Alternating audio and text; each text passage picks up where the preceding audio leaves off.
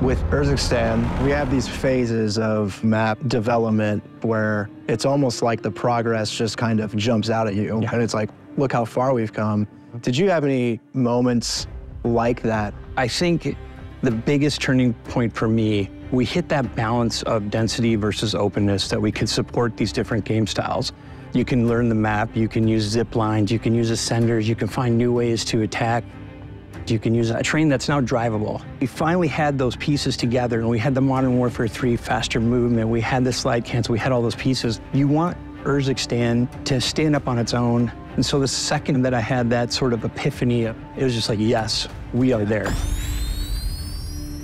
The map development of Urzikstan is so large. It's a massive undertaking from a massive amount of talented people that really care. To start, we have pre-production. And that includes, where do we want to go? What map do we want to do? How big do we want to make it? What did people really like? You know, we're looking online, we're looking at consumer sentiment, and it kind of just expands from there into our design team. And they're starting to do blockout. In the blockout portion, how much of it is just core multiplayer learnings? The core MP learnings are something that we use everywhere across the map. So every single building is a little MP map. We follow the rules. We have no more than 5 to 10 seconds of sprinting without something to do. Yep. We don't want people to go longer than this. And in case people are feeling like the circle's pinching them, that's when we put these in. We have to make sure that each one of them has its own uniqueness. Art direction will give us a concept of it.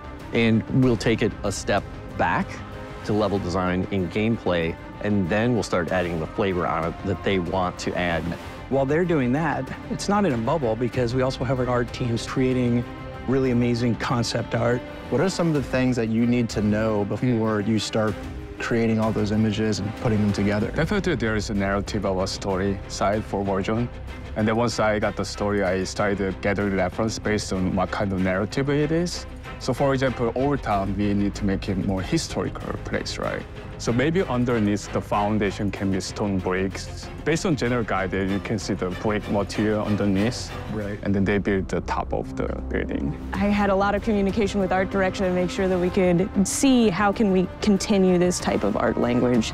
How can we push this for the player, right? Yep. Is this area something that the player can get into? You know, like all the different ways that players can enter and traverse between these buildings. What I love about Urzikstan is that we've had this incredibly creative group of people that are passionate about what they do.